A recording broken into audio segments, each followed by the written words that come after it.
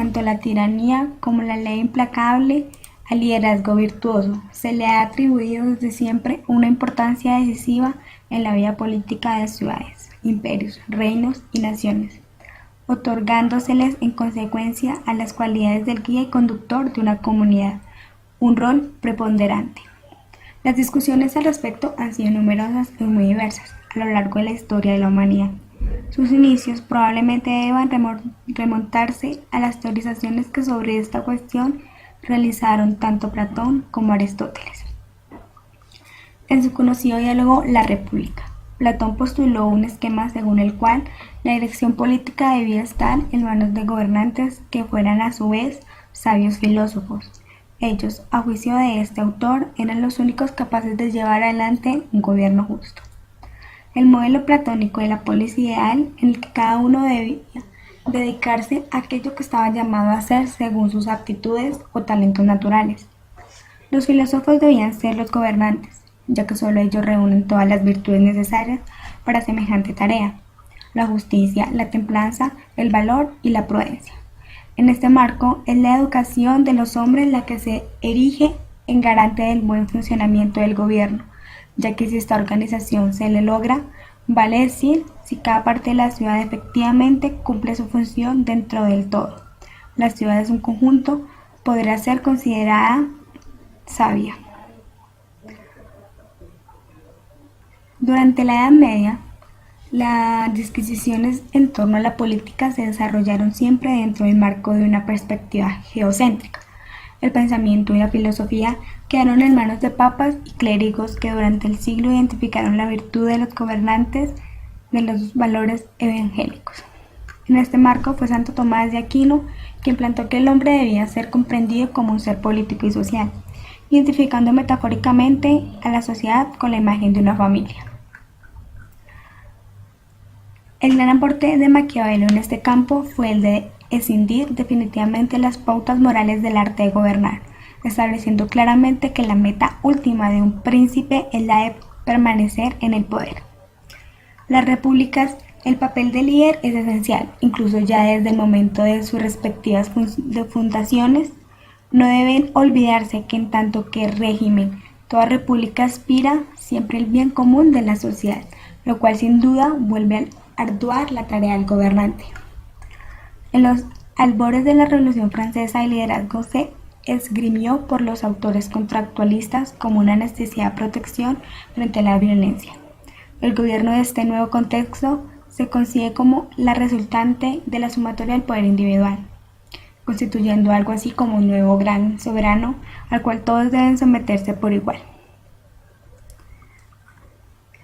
En la visión del liderazgo desde una perspectiva sociológica, se podría decir que Max Weber agrega de manera fundamental que el liderazgo debe ser entendido como una relación social, en la que el elemento central es la aceptación del mismo por parte de los seguidores. Pues para Weber, si las personas obedecen es porque se encuentran en una relación de dominación. La dominación no es el menor ejercicio del poder, que Weber definió como la probabilidad de imponer la propia voluntad dentro de una relación social, aun contra toda resistencia, sino la probabilidad de encontrar obediencia a un mandato de determinación contenido entre personas dadas. En consecuencia, no es lo mismo imponerse a alguien que recibir obediencia. Toda obediencia, en última instancia, se transforma en adhesión en virtud de la legitimidad, que hace que no sea necesario, salvo en casos excepcionales, el recurrir a la fuerza o la amenaza. Por otra parte, la dominación puede ser legitimada a partir de diversas fuentes, lo que condujo a Weber a establecer sus famosos tipos puros de dominación legítima. El primer tipo puro de dominación legítima es la tradicional. En él la obediencia responde a la costumbre, no existe derecho formal ni objetivo, y precisamente por ello lo que rige las relaciones entre las personas es la tradición. Señalemos entonces que para Max Weber el poder político no es una capacidad personal, sino una relación social.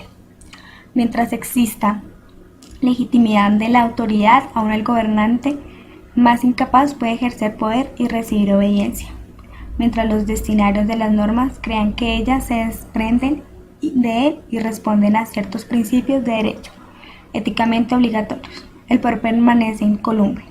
Aquello que más poder pone de manifiesto es, por lo tanto, que la dominación y el liderazgo son siempre las relaciones y que, precisamente por ello, no puede operar de manera exclusivamente unilateral. De que la ciencia política entienda fundamentalmente a partir de autores como Weber o Marx, que son las características propias de la sociedad en su conjunto, así como las de la relación de situaciones que ella genera, las que sirven para explicar todo comportamiento político. Si vemos el liderazgo desde la visión psicológica, desde las áreas disciplinarias de la sociología y la ciencia política, no debemos pasar por alto el aporte que al respecto ha brindado la psicología. La visión freudiana particularmente contribuye a la comprensión de las condiciones psicológicas bajo las cuales un conjunto de hombres se ven sometidos a los influjos de un líder. De acuerdo con Freud, cuando un individuo pasa a formar parte de una mesa, se desembaraza de sus características particulares y con ello elimina su peculiaridad, volviendo operante el fundamento inconsciente de los miembros que lo componen, que en lo sucesivo pasa a adquirir un carácter uniforme en todos ellos. Es así entonces que el individuo pasar a formar parte de una mesa queda sometido a condiciones que le permiten eliminar las represiones de sus emociones pulsionales inconscientes. La desaparición de la conciencia moral es uno de los rasgos característicos que presentan, por ejemplo, las masas en los totalitarismos.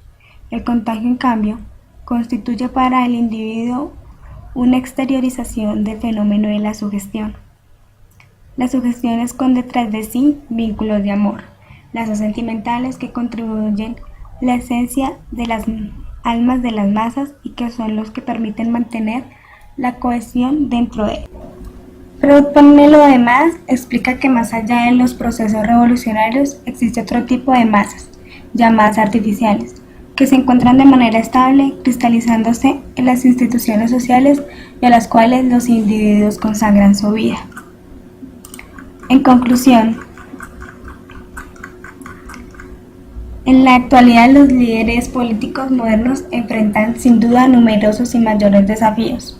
Por un lado, las sociedades modernas han avanzado en su nivel de complejidad como consecuencia de la globalización.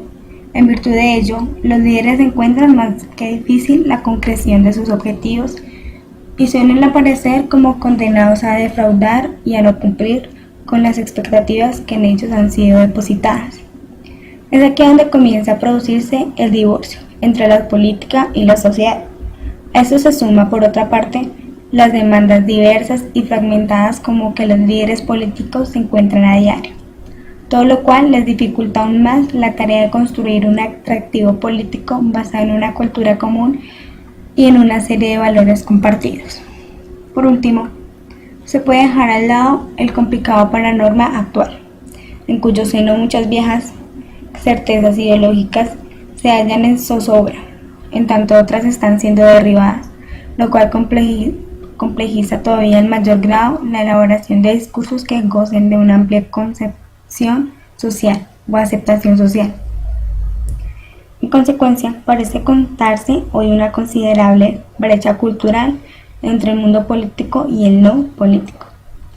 Los estilos de vida, las sensibilidades e incluso los lenguajes de los líderes políticos actuales resultan ajenos a los intereses de los ciudadanos y, a raíz de ello, lejos de ser considerados como proveedores de inspiraciones y articuladores de deseo popular, se preocupan por sus propios intereses y asuntos, el bien particular y no el bien común. En los actuales regímenes democráticos puede que continúe habiendo una necesidad de líderes, pero sí ha creado fuertes límites para que los líderes políticos operen efectivamente a modo de responsables frente a sus seguidores, gracias al establecimiento de mecanismos institucionales que posibilitan y legislan su remoción.